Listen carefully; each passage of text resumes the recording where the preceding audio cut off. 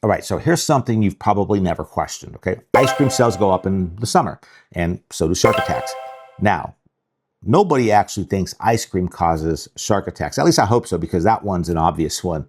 But here's the thing. You see, we make this exact same mistake all the time with stuff that actually matters. And when we do, well, we don't necessarily catch it. See, a new policy gets introduced and crime goes up. So the policy caused the crime, right? Or maybe a company installs standing desks inside their offices and productivity improves. So standing desks, that gets the credit. See, we see two things happen at the same time and our brain fills in the rest. It draws a line between them and says, hey, one caused the other. And that assumption, it's behind bad medical decisions, failed business strategies, broken public policies. Entire political arguments are built on absolutely nothing based on that. See, I've spent 30 years in marketing. You know how many times I watched a client see a sales spike and immediately credit whatever campaign just launched? I mean, it didn't matter if there were 10 other things happening at the same time. The campaign ran, the numbers went up, and suddenly the campaign was a genius move. I've been in those meetings, my friend. I've nodded along with everyone else, and I should have probably pushed back more than I did. That's what this mistake looks like in the real world, okay? It's not just an academic concept. It's something that shapes how people make decisions every single day. So today, we're going to slow this down a bit, okay? And I'm going to give you a simple tool you can use every single time you see a claim like this. So hopefully, you never fall for it again. All right, my friend, let's get into it.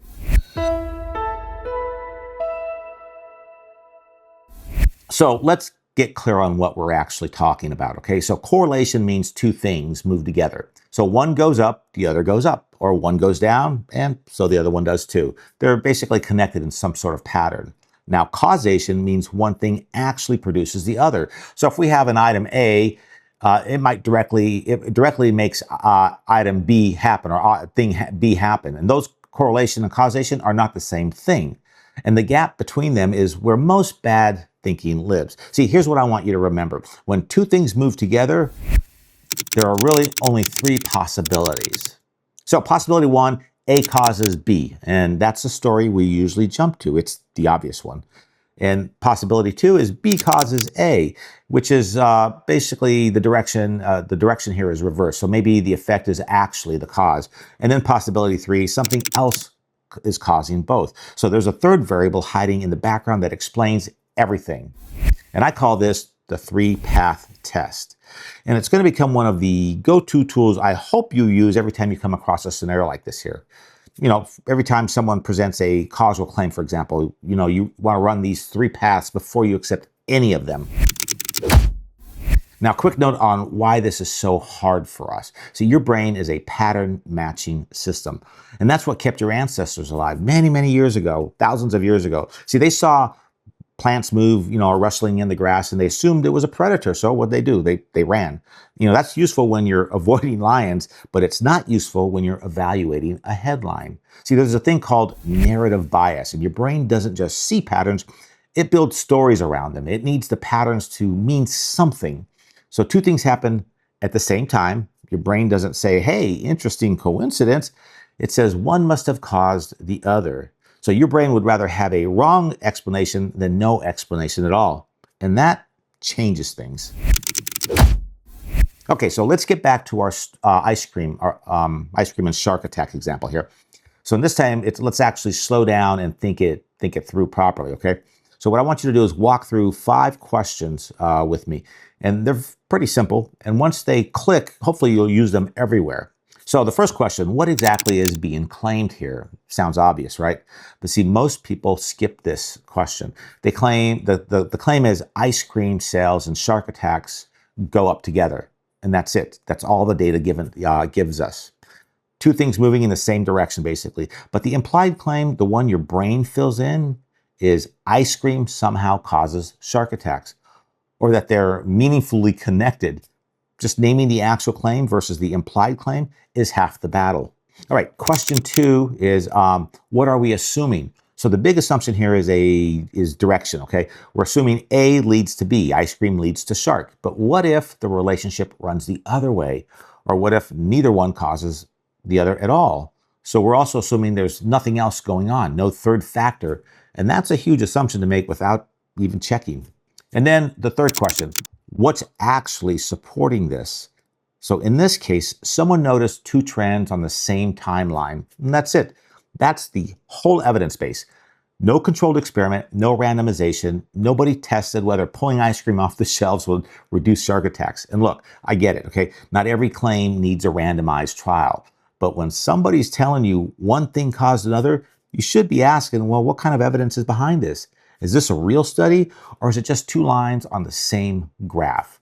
So if the only evidence is these two things went up at the same time, that's correlation, not causation. Full stop, end of story. All right, the fourth question is, what else could explain this? And this is where the three-path test earns its keep, okay? So path one, ice cream causes shark attacks. Nope, I don't think so. Path two, shark attacks cause ice cream cells. Again, no. Path three, something else is, well, behind both. And there it is, folks. Heat, summer. See, hot weather sends people to the beach, and more people in the water means more shark encounters. And hot weather also makes people, well, buy more ice cream. So one hidden variable explains the whole thing. And it took one reasonable alternative to collapse the entire causal claim. One, just one. And that's how fragile most of these claims are when you actually test them. And then the fifth question is, how confident should I actually be? So where does this leave us? I mean, instead of ice cream causes shark attacks, here's what it sounds like when you say it honestly. See, there's an association between ice cream cells and shark attacks. It's probably driven by, well, temperature, but nobody's proven that one causes the other. It's not actually catchy, right? But it's accurate, and accurate is what keeps your judgment clean. Okay, folks, so that was the training wheels version, ice cream and sharks, and nobody's going to lose sleep over that one. I hope not, at least. So let's try something you've actually seen in the news. Okay, so you've seen this headline, maybe not this exact one, but some version of it. Social media use goes up, teen depression goes up. And the conclusion, well, most people land on is social media is causing teen depression. Well, maybe it is, but let's not skip the steps. Okay, so what's the actual claim? Well, two trends moving together. Social media use increased, teen depression increased, and that's the data. So what are we assuming?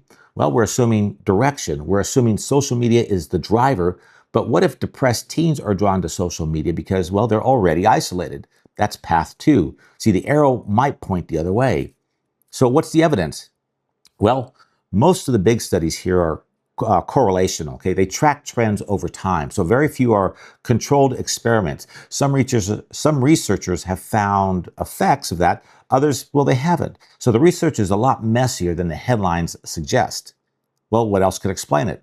Okay, smartphones changed everything at one time. Not just social media, but sleep patterns changed, physical activity changed, academic pressure changed, parenting styles shifted. I mean, there are a dozen plausible third variables here. So how confident should I be? And the honest answer, well, there's probably something going on, okay? I mean, I'm not going to deny that there isn't something going on with social media and teen suicide, but the story is a lot more complicated than social media causes depression. See, the relationship is real. The mechanism is unclear, and anybody who tells you they've figured it out with certainty is basically ahead of the evidence. All right, so now I want you to try this yourself right now, and don't skip ahead of this, okay? See, countries that eat more chocolate win more Nobel Prizes. And that's a real correlation from a real data set, and somebody actually published that. So, does chocolate make you smarter? Well, let's run the three paths. What's the claim? What are you assuming? What else could explain it? So if you said wealthy countries probably have both better nutrition and better educational institutions, you just did the thing. Third variable. Wealth explains both of those two situations. So it's not a trick, it's a skill, and you just used it. So here's what I want you to take away from this. The world is full of people drawing lines between things that just happen to move together. And most of the time, nobody questions it. Headlines do it, politicians do it, marketers do it, and yeah, we do it ourselves, okay? But now you have a tool, the three-path test. Three simple paths, A causes B causes A, or something else is behind both. So run it every single time. See, the discipline isn't knowing the answer. The discipline is in pausing long enough to ask the question. And that pause, that's the difference between reacting and thinking, between absorbing a headline and actually evaluating it, between being influenced and being aware. You'll start seeing this. You'll start seeing it everywhere. News stories, arguments at Thanksgiving dinner, everywhere. And once you see it, well, the choice becomes yours. All right, my friend. Thanks for watching. Think clearly and stay sovereign. I'll see you in the next one.